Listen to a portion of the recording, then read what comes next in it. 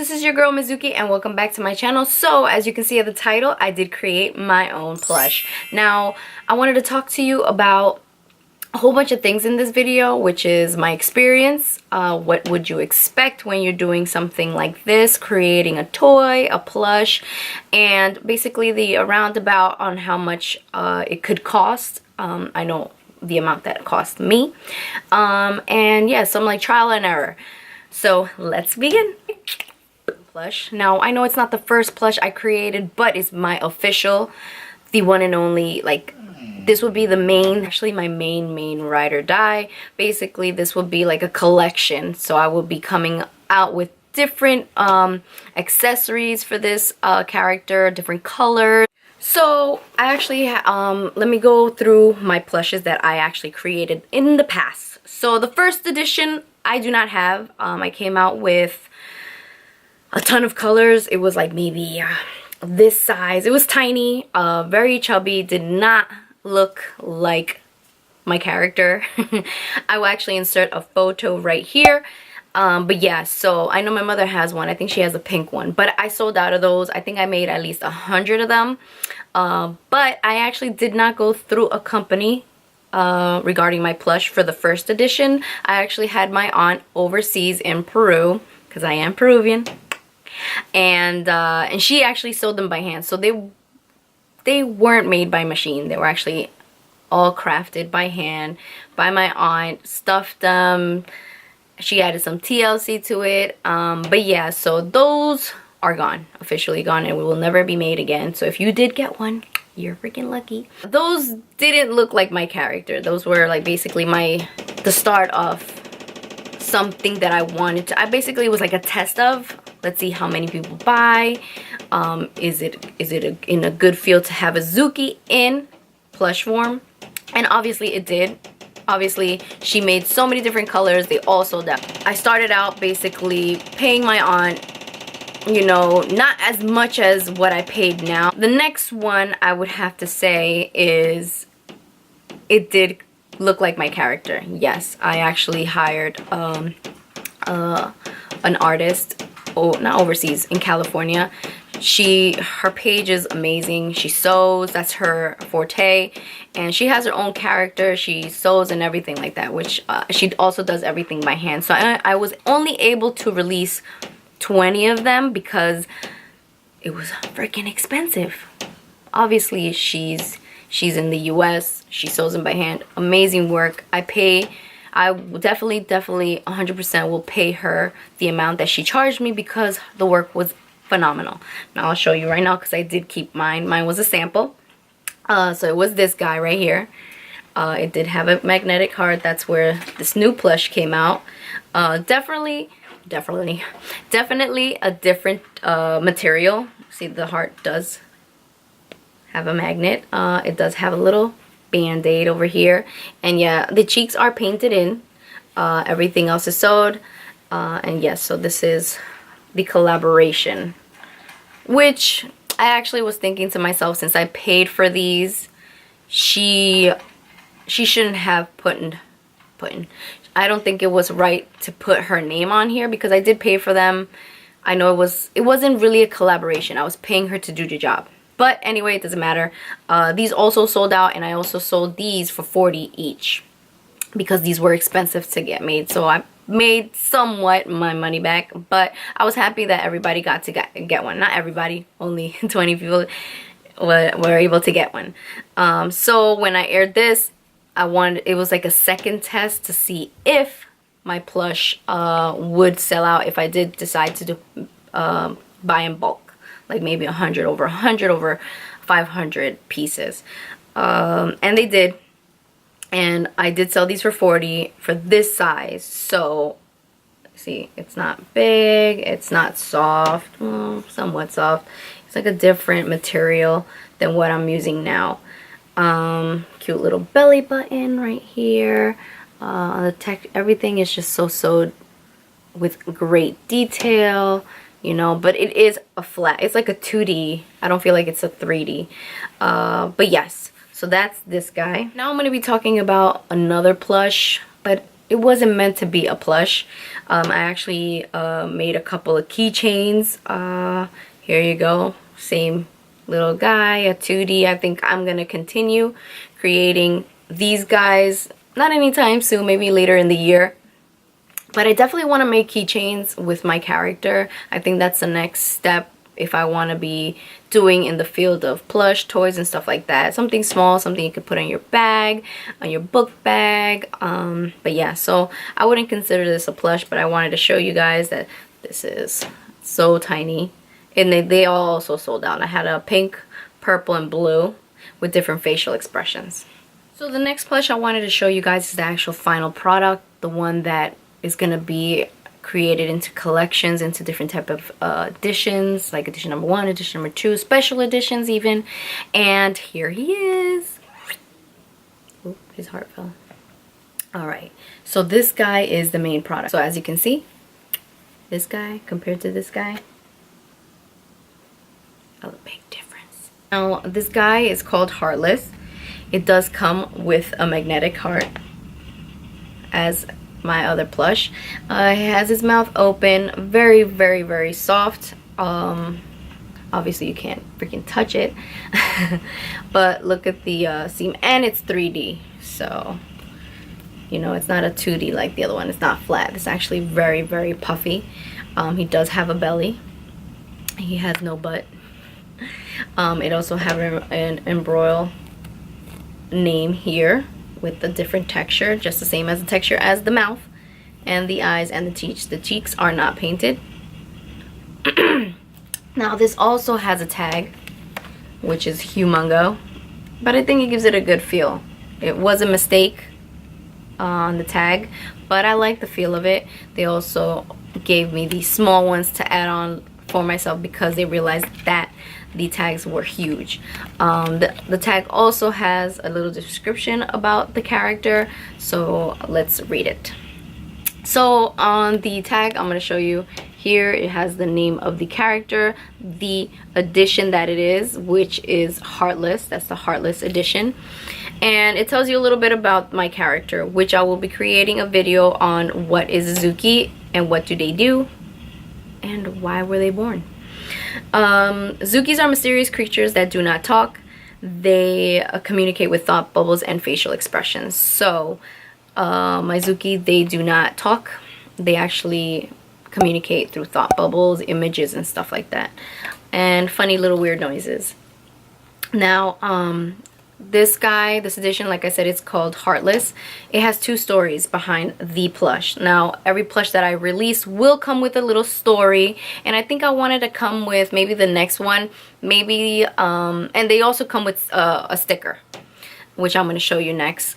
That you do get a free sticker of the character when you do buy the plush, the 14-inch or the 7-inch one. But I'm gonna have it come, every edition is gonna be coming with a little story, and I also wanted to come with like a sticker or maybe like a authenticity card, something cool like that. I'm in the works of it, not yet really leaning towards it, but maybe something cool to add on that this is actually authentic. Nothing can be nobody can make a replica of it and resell it without getting that authenticity card. Okay, so let me continue with this story. The story is story number 1. Heartless had his heart ripped out from him, as you can see, the band-aid, and he actually searches for a new friend, and hopefully that friend can restore his heart back into where his heart was. That is cute. The second story, I would have to say, is very, very fucked up. But okay, so the second story, basically Heartless actually removes his heart himself. He actually leaves the heart somewhere else. As you can see, there's a string there, so if anything tugs on it, he'll know it's time to catch his prey. So basically he leaves his heart around about and he goes, does his little thing, and then once he feels a tug, he actually captures the person who is trying to take his heart, and he eats him. Yeah, so basically that is his story. This is the final product that I decided to keep. Everything is perfect, from his little hands to his little feet to everything in proportion to my character. Now I actually came with a second color. So this is like the nice teal color. It's like a nice blue, light blue color. I wanted something that would go for boy and girl. So this is the other guy right here. This is the other Heartless. He is gray, same material, just a smaller size. This one is at least 7 inches. Okay, so let's bring back the other dude. See, one smaller than the other and different color. Same thing, heart magnet, same little butt with the name on the side. And the only thing is the tags are smaller. Some of them still have big tags, but this, for the sample one, I had the smaller tag. Same thing, same story.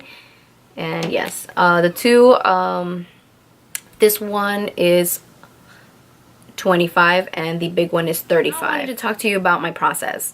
So the first thing is I would like to explain to you how I got the information for this company. Now I have a friend of mine that actually gave me the information regarding plushes, because my friend does create his own plushes and that's what he makes his living on. He has his own business. So I was really curious to how he gets his stuff made, if he has a private company that does his plushes or is actually international or in the US. So I actually work with 2 companies that are infused with one, if you guys know what I mean. Alright, so basically I contact this company in California. They send the information down to China, and China brings them to California, and then California to me. So it's like I work with US company, but I also work with international company. Now the first thing they asked of is what my character looks like. And they wanted me to actually draw or send them pictures of the item that I want to get reproduced in plush form. So I'm gonna show you what I sent to them. Alright, so the first thing is I actually drew this like a little template of the front of my character, the back of my character, and the sides of my character, the heart, and basically all details, all the colors that I wanted, and the name of my character and how I want it stitched there.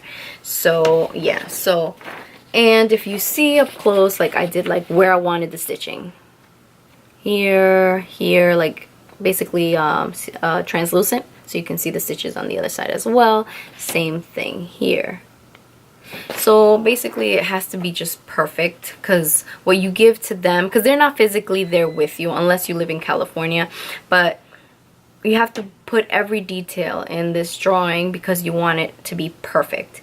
I know I wanted to be perfect because I wanted to make this my last plush, not last plush, but like the last plush design. This is how I want it. So the next collection that I'm gonna do is the same size, same shape. It's just gonna maybe have like a flower on its head, or him crying, or different facial expression. So that's what I want. I even put the little tag here where I want the tag to be in his butt. The other tag was up here, but I didn't add it. But yeah, the next thing I wanted to do, they wanted me to do, is if I wanted to tag what the logo was, what I wanted the tag to say, if I wanted to tag like a story, which I have.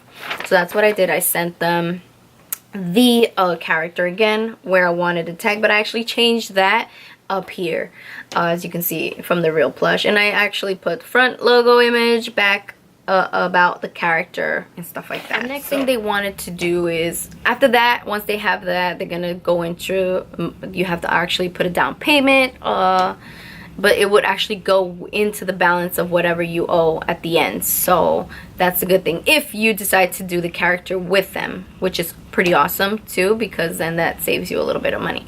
Now after that, they're gonna basically send you photos of the samples. Now in total I received about 5 samples to get to the correct final product. Now I know that could be a lot, but I felt like I was kind of being like, oh no, I didn't like this, I didn't like that. But if you're paying for something, don't be afraid to speak your mind. If you don't like something on the character, have them change it. You're putting all this money into this beautiful project of yours, your artwork. This is gonna be your baby, you know. I think you have the right to say, look, I don't like this, or if you feel like you're being nagging about what little things, it's okay. I'm telling you, it is okay, because I probably emailed them like 10,000 times because I didn't like certain things. So I actually got the samples here. So let's go through each one to see which one I didn't like, what I didn't like about the sample, and how did they fix the shampoo. Finally found the first one. All right, so the first one looks like this. I don't know if you can see. I did not like this right here. I wanted, you see how it has like a little shadow? The shadow ends here because he has no neck. And I know my character doesn't have a neck, but this is not how it's supposed to be. And also, if you can see the hands, they were like really, I don't know, like, I didn't like that. I didn't like the fact that it's like this. It looked like a penguin. This is number 2. They tried to fix the hand, but then the hand had like a little indent. It was like out perfect, and then it went outward. They also tried fixing this part. They made it a little higher. Same thing here.